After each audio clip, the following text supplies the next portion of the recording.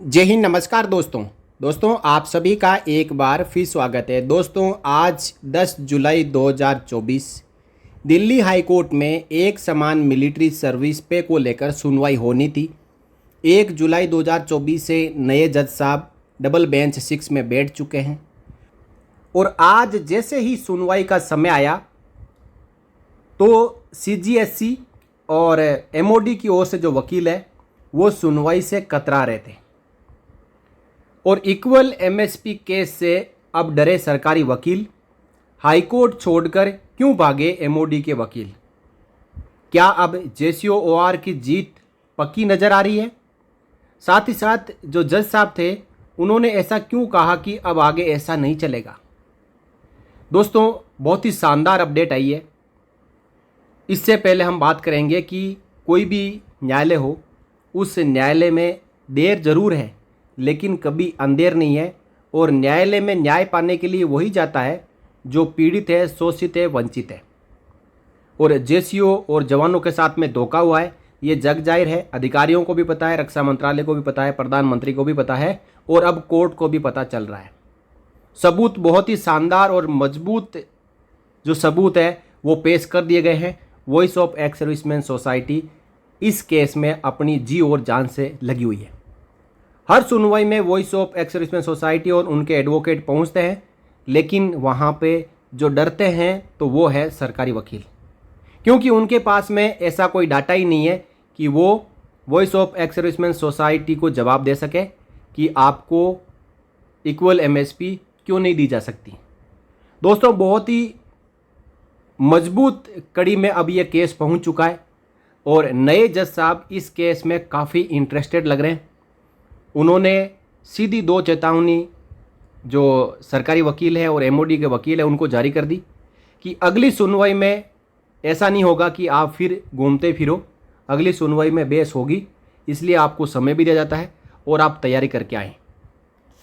आज Delhi high court में जो भी घटनाक्रम हुआ उसकी अपडेट का इंतज़ार था और अभी वीर बहादुर सिंह जी ने अपडेट जारी कर दी है। उनके अनुसार कहना है कि एमएसपी केस, आज एमएसपी केस में मिलिट्री और सिविल ब्यूरोक्रेट्स के निर्देशन में सरकारी वकील ने ड्रामा किया। सुबह कहा कि बहस करूंगा, जब केस के लिए पुकारा गया तो उसके जूनियर ने कहा कि 3:30 का समय है और वे समय पर ही आएंगे। यानी जब सुबह कहा गया कि आज केस लिस्टेड है तो सरकारी वकील ने कहा हाँ बिल्कुल आज बहस करेंगे, लेकिन जब समय आया इस समय से पहले ही जजों ने कहा कि आइए बहस करते हैं, क्योंकि एक्चुअली जो समय था वो 3:30 बजे था और उससे पहले ही जजों ने कह दिया कि भाई इक्वल एमएसपी के केस में आइए और बहस करिए। तो जो मेन सरकारी वकील थे उनके जूनियर ने कहा कि हमारे वकील साहब ने कहा है कि समय 3:30 बजे का है तो 3:30 बजे ही बहस करेंगे और उसी समय पर वो हमारे वकील साहब आएंगे। फिर सेना की ओर से जो जज एडजुटेंट जनरल ब्रांच है उनके एक मेजर को भागकर कोर्ट नंबर 6 की तरफ आते हुए देखा। फिर हमारे वकील को फ़ोन आया कि सरकारी वकील बीमार है और हॉस्पिटल में पहुंच गया है। जब 3:30 बजे केस का नंबर आया और हमारे वकील बहस के लिए खड़े हुए तो फिर एक अन्य सरकारी वकील ने कहा कि सरकारी वकील सुप्रीम कोर्ट में है। यानी बहाने पे बहाने बनाए, कभी हॉस्पिटल में है तो कभी सुप्रीम कोर्ट में है तो कभी 3:30 बजे ही सुनवाई करेंगे, बहस करेंगे, ये सब चलता रहा।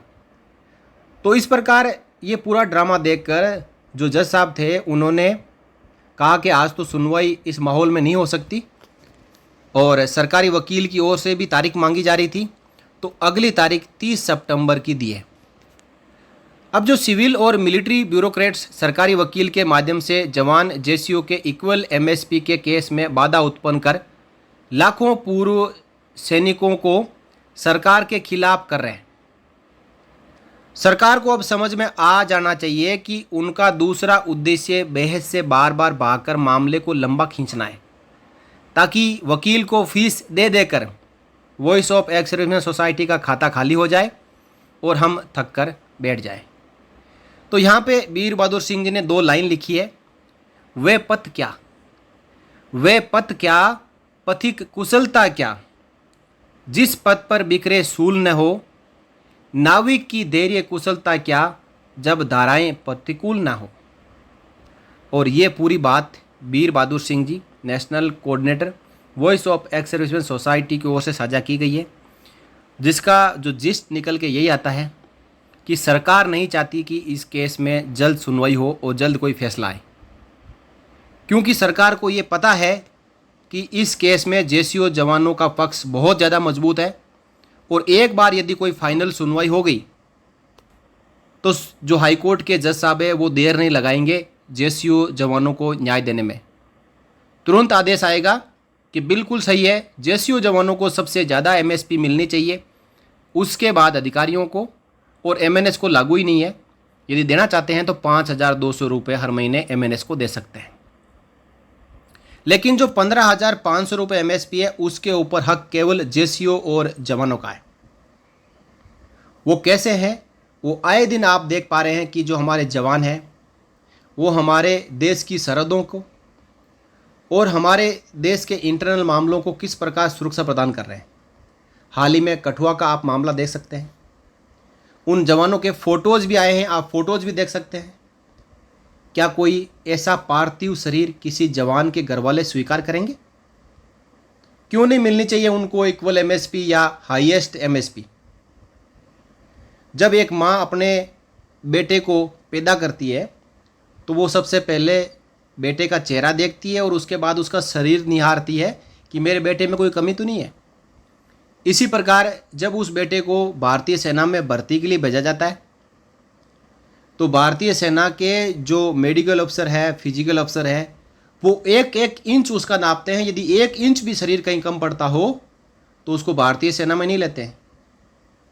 और वही जवान जब देश के लिए शहीद होता है और ताबूत में उसका पार्थिव देह पैक होके तिरंगे झंडे में लिपटा हुआ जब घर पहुंचता है, तब वो माँ पूछती है कि मैंने तो अपने बेटे को बिल्कुल साबुत भेजा था, लेकिन आज इसका हाथ कहाँ है, पैर कहाँ है, इसका शरीर सत विसत क्यों है।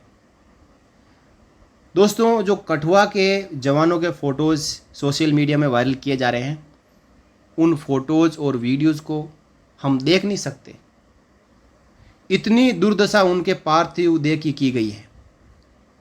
एक एक कोई गोली नहीं, एक एक के शरीर में 15-15, 20-20 गोलियां लगी हुई है। और यह साबित करती है कि जेसीओ और जवानों को इक्वल एमएसपी दी जाए। इन्हीं मजबूत पक्षों के साथ हम उम्मीद करते हैं कि 30 सितंबर 2024 को वो आखिरी सुनवाई होगी इक्वल एमएसपी को लेकर। और जो जज साहब है दोनों, उनसे हम रिक्वेस्ट करते हैं कि आप देश के जेसीओ जवानों की हालात देखें। वो दिन रात एक करके, गर्मी में, बारिश में, सर्दी में, कभी वो मना नहीं करते हैं कि आज हम ये काम नहीं करेंगे। जितना उनको काम दिया जाता है वो देश की सीमाओं की रखवाली के लिए जी और जान लगा कर करते हैं। और हम जज साहब से प्रार्थना करते हुए ये उम्मीद करते हैं कि 30 सितंबर का दिन जेसीओ जवानों का होगा और उस दिन जितने भी ब्यूरोक्रेट्स लगे हुए हैं कि जेसीओ जवानों को इक्वल एमएसपी यानी 15,500 नहीं मिले, उन सब को जज साहब द्वारा डांट मिलेगी, फटकार मिलेगी कि आप क्यों जेसीओ जवानों के साथ विश्वासघात कर रहे हो। आपके कोई पक्ष मजबूत नहीं है और जेसीओ जवानों की बड़ी जीत होगी। इसी आशा के साथ इस वीडियो में इतना ही दोस्तों। वीडियो को आप शेयर ज़रूर करिएगा, क्योंकि आपका एक शेयर इक्वल एमएसपी के केस को समर्थन करता है।